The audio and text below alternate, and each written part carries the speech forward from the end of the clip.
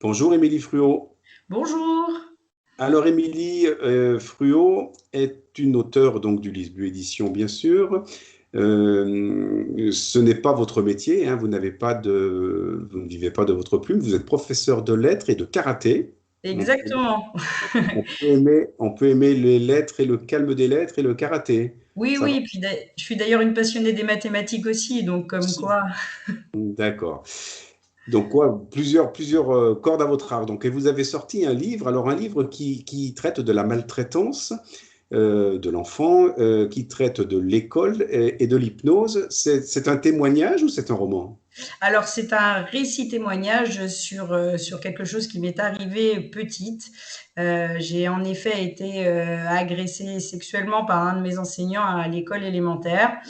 Et j'avais enfoui toutes ces situations d'agression.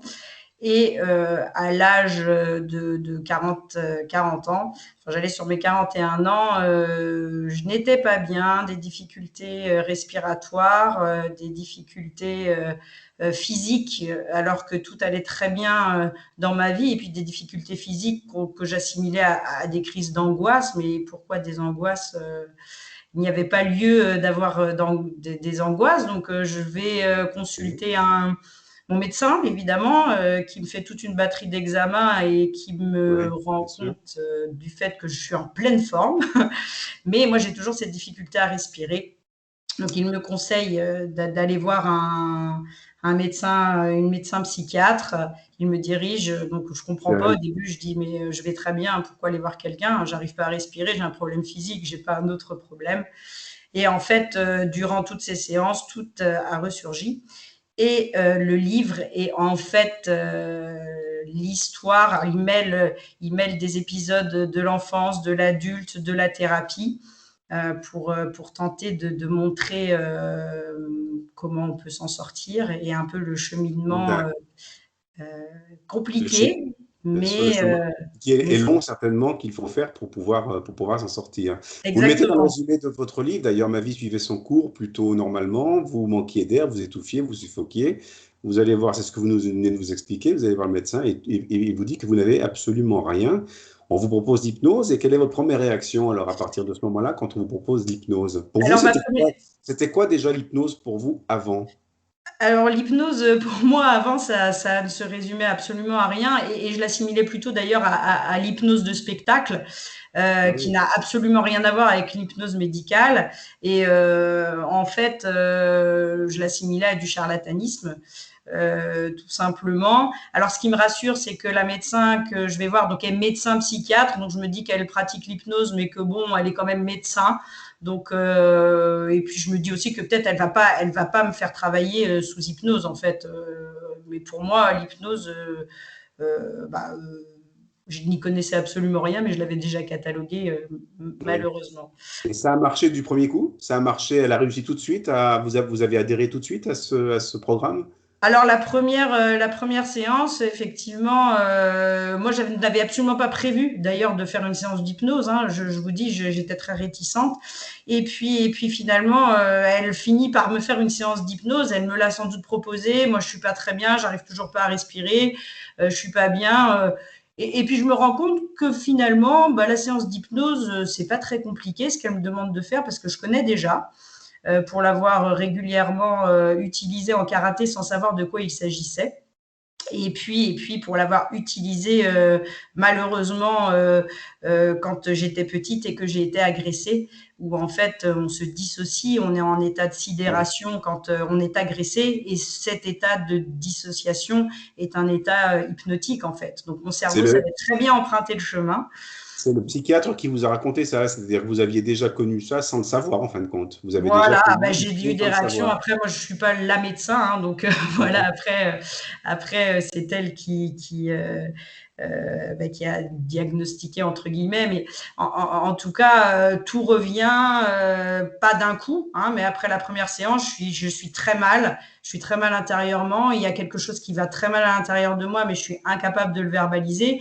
Non pas parce que je suis sous le coup de l'émotion et que je ne trouve pas les mots, mais en fait non, c'est que je n'ai pas absolument pas le vocabulaire pour dire ce que je ressens. Pour traduire ce Voilà. que vous ressentiez. Exactement, comme un petit enfant qui saurait pas dire parce qu'il n'a pas le vocabulaire. Alors que le Et vocabulaire, je pourquoi, l'ai, hein, normalement, mais là, j'étais incapable. et pourquoi avoir voulu écrire un livre sur cette histoire qui est quand même au départ une histoire douloureuse? Elle vous a aidé, l'hypnose vous a aidé, et le fait d'écrire là-dessus vous a complété votre guérison? Alors, je pense que j'ai pu écrire le livre parce que j'ai été guérie Oui, et que le livre m'a pas forcément aidé à guérir. En tout cas, il m'aide à aller plus loin maintenant. oui, Mais oui, le but, en fait, c'était de montrer aux anciennes victimes ou à des victimes potentielles oui, qu'il est possible de s'en sortir, que même si c'est difficile, hein, parce que ce serait mentir que de dire que le chemin est facile.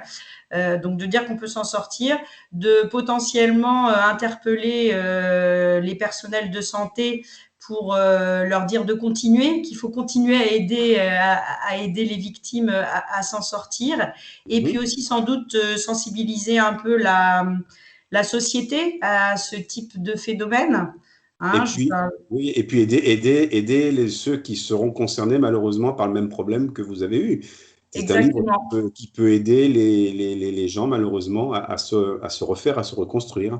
Exactement. J'ai eu d'ailleurs déjà beaucoup de retours de la part de lecteurs que je connais ou que je ne connais Mhm. pas, mais de lecteurs qui ont été victimes et